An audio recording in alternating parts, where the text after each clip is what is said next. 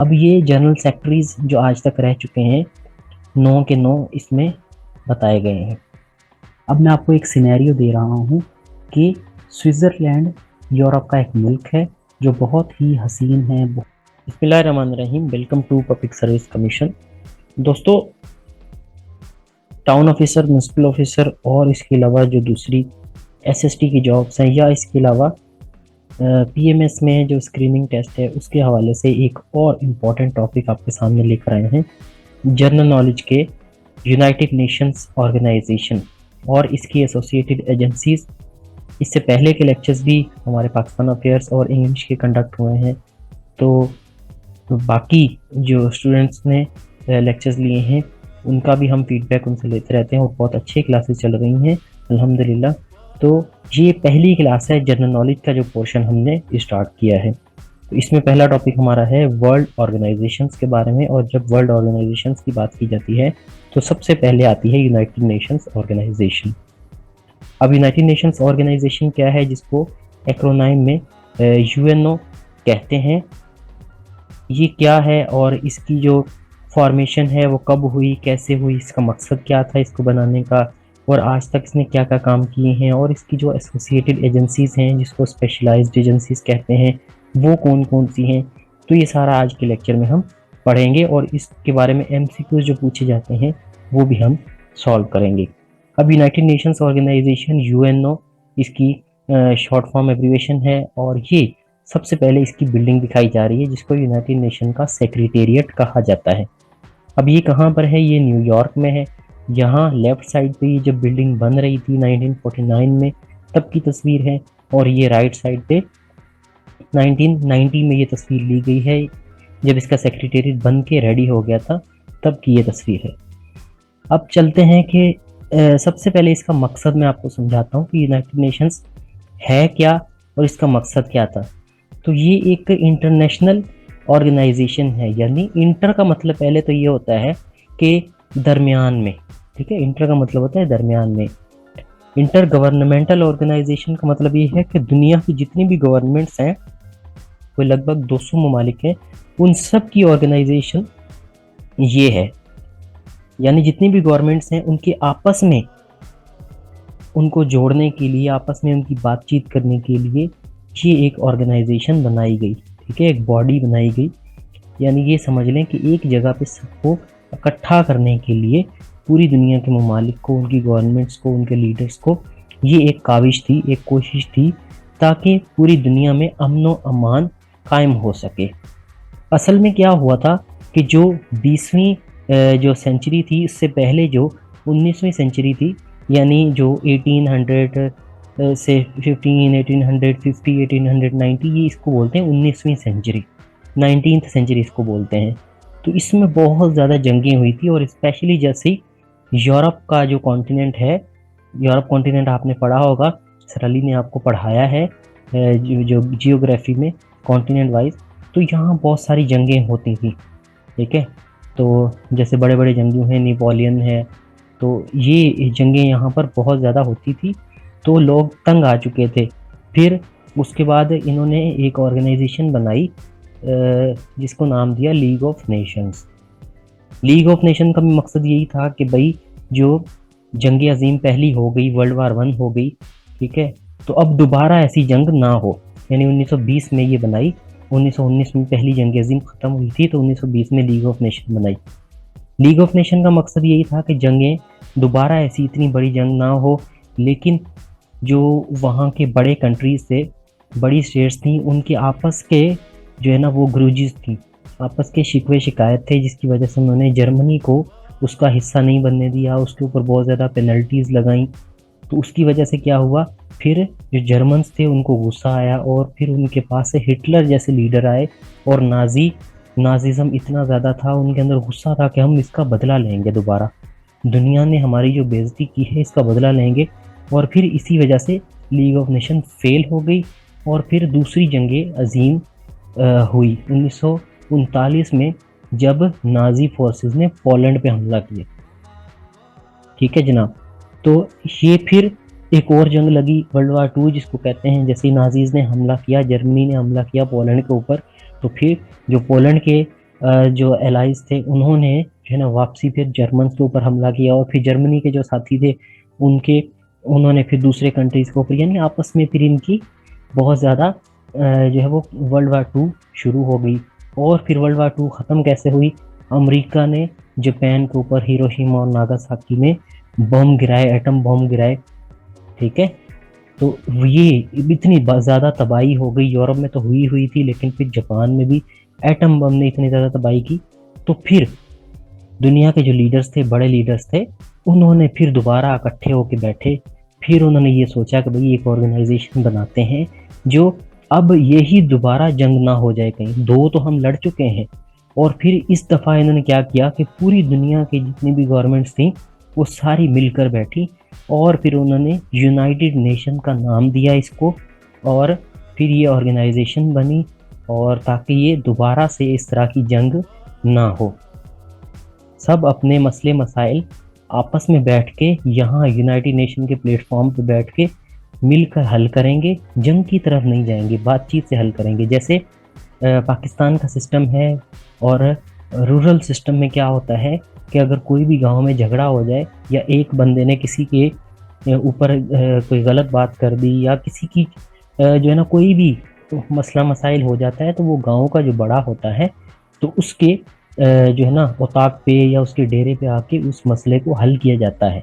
ठीक है, तो वो सब मिलकर बैठ के हल कर लेते हैं मसला, तो वो उसका एक फैसला हो जाता है, सुलह सफाई हो जाती है।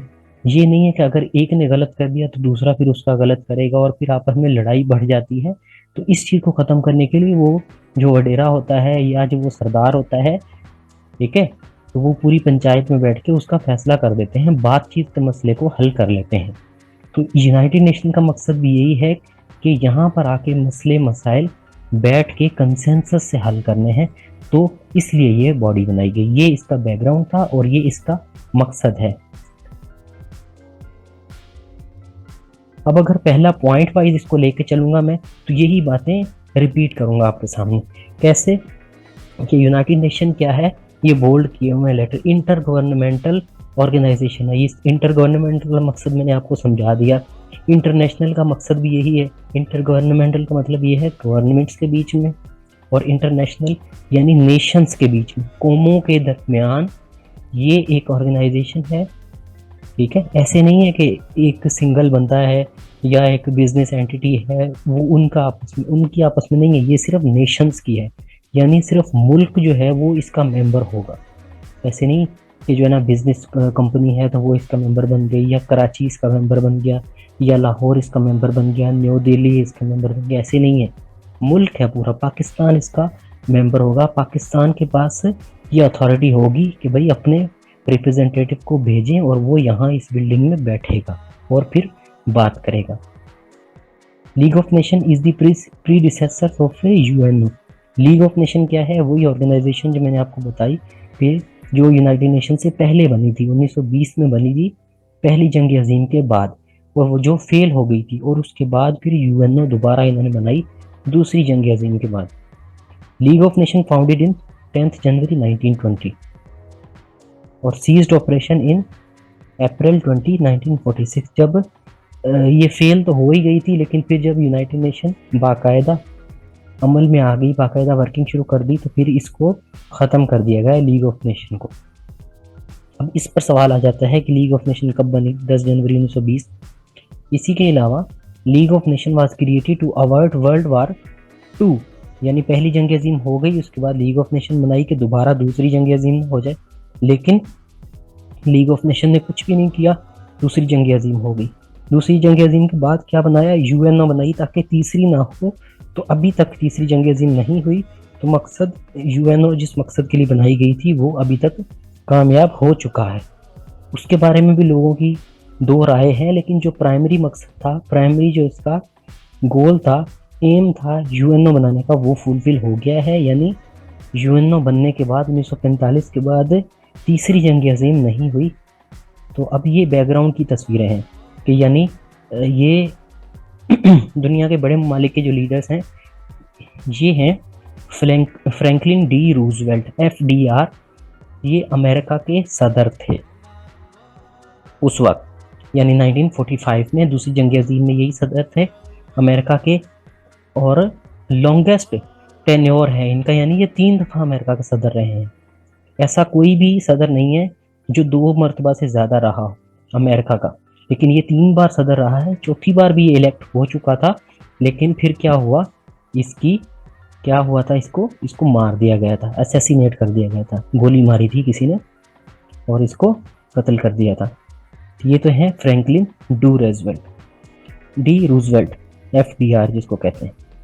ये हैं जी the Nobel laureate, Nobel prize भी इनको मिला हुआ है लिटरेचर में, और इनकी कोटेशंस आप बहुत सुनते हैं, ख़ास तौर पे जो है ना वो इंग्लिश की कोटेशन। ये ज़ाहिर है ये अंग्रेज़ है और इंग्लिश लिटरेचर में इसका काम है, तो उसके हवाले से की कोटेशन है। ये है जनाब बरतानिया के वज़ीर आज़म विंस्टन चर्चिल। ये दूसरी जंग अज़ीम में अमेरिका के बरतानिया के प्राइम मिनिस्टर थे, और इनको जो नोबेल प्राइज़ मिला वो पीस में नहीं मिला, ये आपने जहन में रखना है। इनको लिटरेचर में नोबेल प्राइज़ मिला था। ये जनाब कौन है, ये हैं जोसेफ स्टालिन, ठीक है, कम्युनिस्ट हैं ये और बहुत मशहूर हैं जोसेफ स्टालिन, जिनके बारे में ये मशहूर था कि ये अपने दुश्मनों को बहुत बुरी तरह मारते हैं। यानी बस इसमें क्या जिक्र करना है कि किस तरह से मारते हैं, आप गूगल सर्च कर लीजिएगा, मुनासिब नहीं लगता क्लास में ये बात करना। तो विंस्टन चर्चिल, FDR और जोसेफ स्टालिन ये बैठे हुए हैं वर्ल्ड वार 2 के बाद, यूनाइटेड नेशन बनने से पहले ये आपस में सारी मुलाकातें करते रहे ताकि हल क्या निकले। अच्छा, ये भी एक इसी तरह की तस्वीर है, ये जोसेफ स्टालिन बैठे हुए हैं और इसी तरह से दूसरे लीडर्स यहाँ बैठे हुए हैं। ये विंस्टन चर्चिल बैठा हुआ है, तो ये सर जोड़ के बैठे हुए हैं कि भाई अभी किया क्या जाए, इतनी बड़ी जंग हो गई, हिरोशिमा नागासाकी के ऊपर बम भी गिर गए, तो अब क्या किया जाए। इसके बाद इन्होंने जो है ना वो यूनाइटेड नेशन को बनाया। कब United nation charter was signed, United nation charter किसको कहते हैं, जिस तरह पाकिस्तान का आइन है, कॉन्स्टिट्यूशन है, यानी एक कॉन्स्टिट्यूशन या चार्टर किसको बोलते हैं, एक कानून की किताब कह लें आप, कि जिसमें लिखा हुआ है कि भाई क्या क्या करना है, अगर किसी का झगड़ा हो जाता है तो क्या करना है, अगर कोई जंग छेड़ देता है, दोबारा किसी मुल्क के ऊपर हमला कर देता है तो फिर क्या करना है। यूनाइटेड नेशन चार्टर आप गूगल अगर करेंगे तो उसमें आपको मिल जाएगा, ठीक है, और कंप्लीट उसमें हर एक चैप्टर वाइज हर चीज़ का डिटेल दी हुई है। 26 जून 1945 को सैन फ्रांसिस्को जो कि अमेरिका का शहर है वहाँ साइन हुआ था, ठीक है जनाब। यूनाइटेड नेशन चार्टर, ये सवाल आता है MCQs में कि United nation charter was signed on 26 जून 1945, कहाँ, सैन फ्रांसिस्को में। कब हुआ था, यानी ये कौन सी मीटिंग थी, इस मीटिंग को बोलते हैं United Nation conference on international organisation, ठीक है। इंटरनेशनल ऑर्गेनाइजेशन पर एक यूनाइटेड नेशन की कॉन्फ्रेंस थी, और वो कब हुई थी, 25 से 26 जून, ठीक है, 25 अप्रैल से 26 जून तक ये कॉन्फ्रेंस चलती रही। यानी ये लीडर वहाँ बैठे रहे, मिलते थे, बार बार डिस्कस करते थे, कोई एग्री नहीं करता था, कोई और मसला आ जाता था उसका हल निकालते थे। तो फिर एंड कब हुआ, 26 जून 1945 को सब मुत्तफिक हुए, चार्टर बनाया और फिर उसको साइन किया, ठीक है। ये डेट आप याद रखें और ये देखें साइन करने की डेट है, ठीक है। अब आगे एक डेट आएगी, वो आएगी रेटिफाइड, ठीक है। ये चार्टर साइन हो जाता है, कानून साइन हो जाता है, और फिर जब हर एक मुल्क उसको मान लेता है और उस पर अमल करना शुरू करता है तो वो कंट्री उसको रेटिफाई करता है, यानी प्रैक्टिकली उस चीज़ को जब अमल में लेकर आ जाता है तो उसको बोलते हैं रेटिफाइड, ठीक है। सब ने साइन तो कर लिए, ठीक है, बना भी लिया, लेकिन उसको रेटिफाई करने का मकसद ये होता है कि उसके ऊपर एक और फाइनल यस कहना होता है या उसको अमल में लाना होता है, तो फिर वो रेटिफाइड हो जाता है। और ये जो 24 अक्टूबर, ठीक है, जो है ना ये यूनाइटेड नेशन डे मनाया जाता है, तो 26 जून को ही ये रेटिफाइड कर दिया गया था। ये देखें, ये वाली जो तस्वीर है इसमें क्या है, ये यूनाइटेड नेशन चार्टर बन गया है ये सब ममालिक के जो 50 कौमें या 50 मुल्क उस वक्त उसमें रिप्रेजेंट कर रहे थे इस डिस्कशंस को। और ये जो कॉन्फ्रेंस हुई थी सैन फ्रांसिस्को कॉन्फ्रेंस, उसमें 50 मेंबर्स थे, 50 कंट्रीज थे, उनके ये फ्लैग्स लगे हुए हैं और इन्होंने इसको पर साइन किया था। ठीक है, ये यूनाइटेड नेशन चार्टर है और ये स्टेट्स के कुछ जो रिप्रेजेंटेटिव्स हैं वो खड़े हुए हैं।